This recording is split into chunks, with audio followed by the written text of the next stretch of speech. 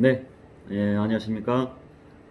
건강충전소 건강체험입니다. 안녕하세요.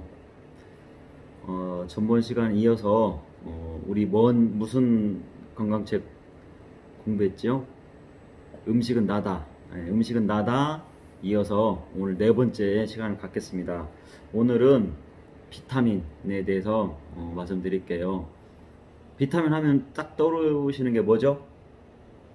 예, 비타민 C. 비타민 C가 떠오르죠. 보통 비타민 했을 때. 근데 비타민에는 수용성 비타민하고 지용성 비타민으로 크게 나눠요. 수용성 비타민은 비타민 C, 비타민 B로 말할 수 있고요. 또 지용성 비타민은 비타민 A, 비타민 D, 비타민 E, 비타민 K, 비타민 U도 있고요. 네, 크게 그렇게 나눌 수 있습니다. 그러면은 오늘 지용성 비타민에 대해서 말씀드리면 A부터 시작해 볼까요?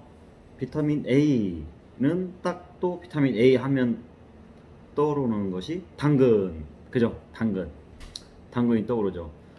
당근은 비타민 A라고 하기보다도 베타카로틴이라고 하죠. 베타카로틴이 우리 몸에 들어가서 합성되면서 비타민 A로 변형이 되는 거죠.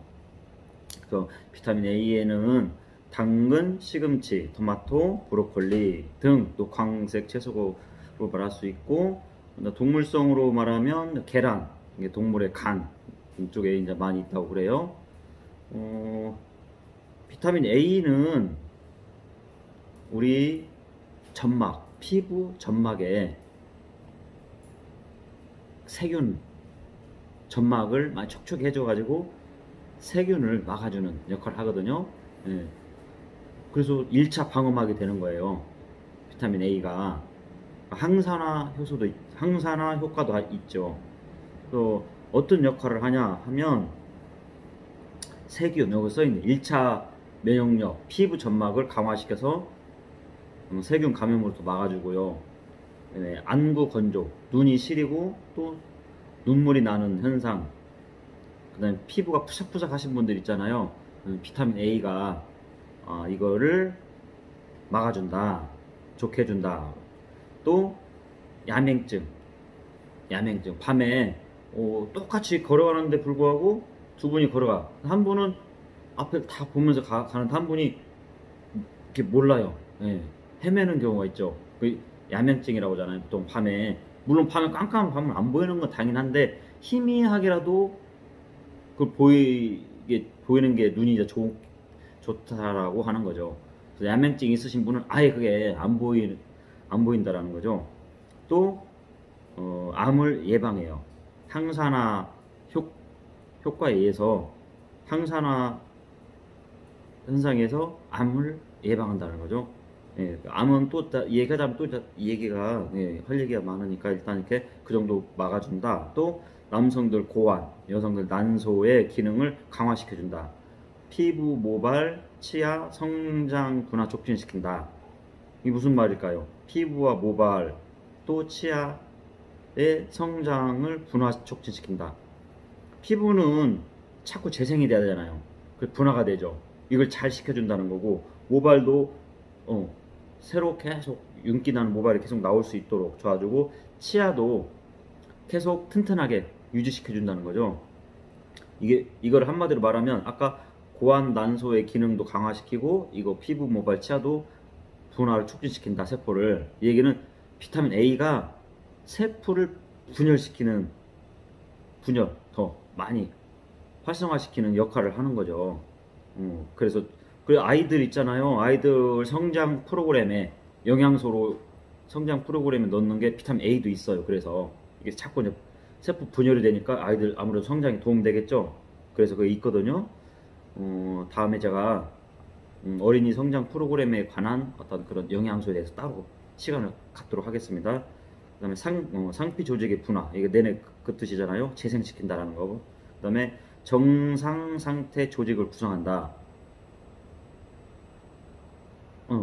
이거를 그러니까 피부 점막 그런 거를 정상 상태에서도 꾸준하게 조직을 계속 만들어내고 그렇다라는 거고, 그 다음에 시각 망막 색조층 형성, 아까 그 야맹증 그 부분에 이거 일맥상통하는데요. 그 약시 예방도 되거든요 이게. 그래서 시각 뇌에서 분화된 게 망막인 거 아시죠?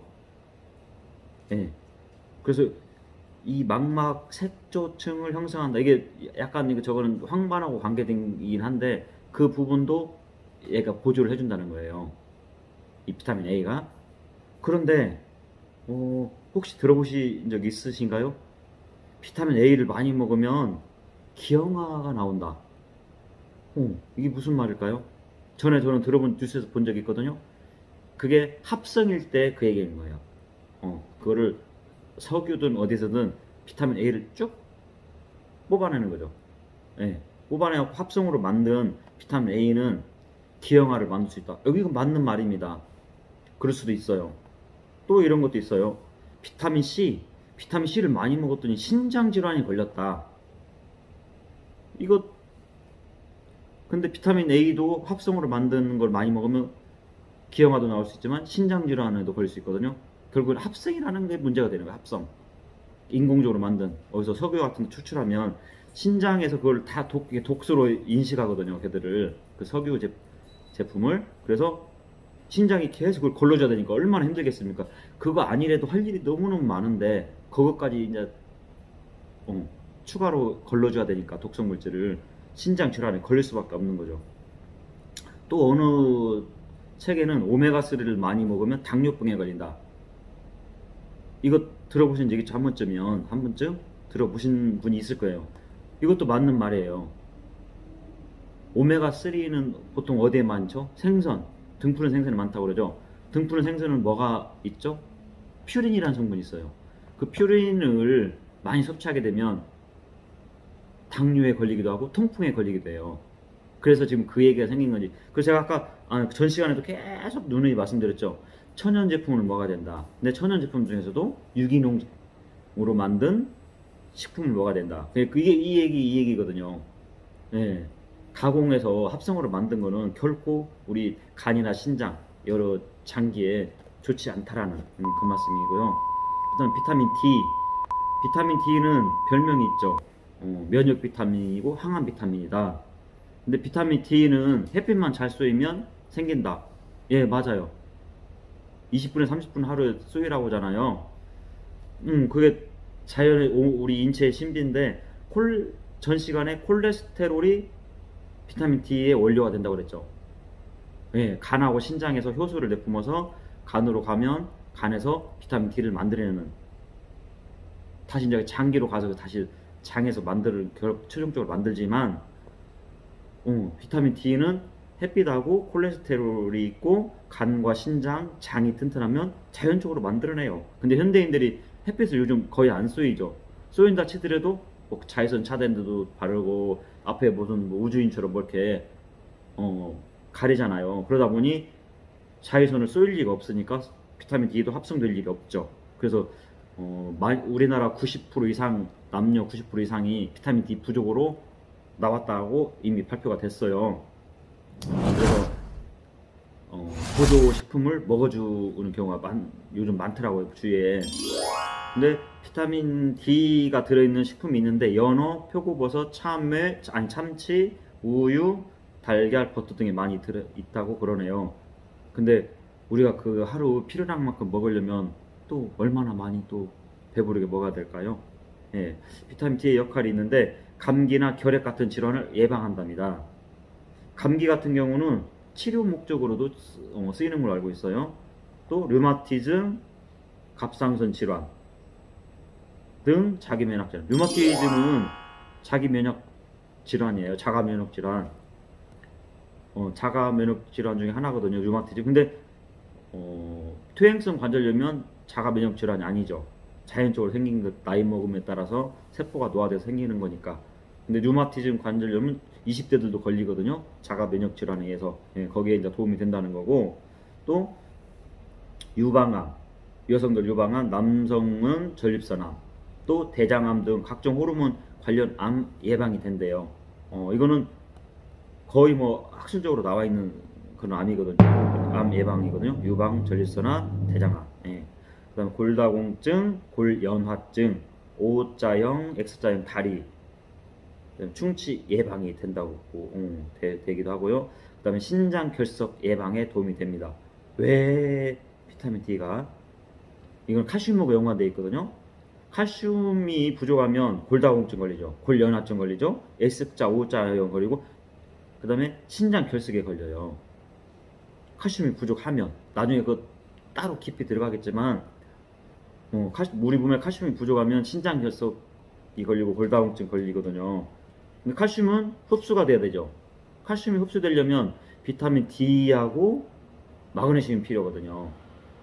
이제 그 비율이 있는데, 뭐 칼슘 2, 마그네슘 1, 인도 필요해요. 인. 근데 인은 따로 우리가 보충 안 해도 식품에 너무너무 많거든요. 따로 흡수할 필요 없고, 인위적으로. 그 다음에 비타민 D. 이렇게 비율이 이렇게 나눠져 있어요. 2대 1대 2대 1. 이렇게 이런 식으로. 같이 있어야 칼슘이 흡수되지. 칼슘이 많이 들어있는 음식만 먹는다 해서 칼슘이 흡수되진 않아요. 뭐 특정 식품을 말하기는 그렇지만 꼭 그렇답니다. 칼슘이 많아서 그거 먹었더니 뭐 보충이 됐어요. 그거는 아니고요. 마그네슘, 인, 비타민 D가 반드시 같이 들어가야 흡수율이 올라갑니다. 그 다음에 비타민 E. 비타민 E 별명이 항산화 비타민이잖아요. 비타민 E를 일명 토코페롤이라고 그러죠.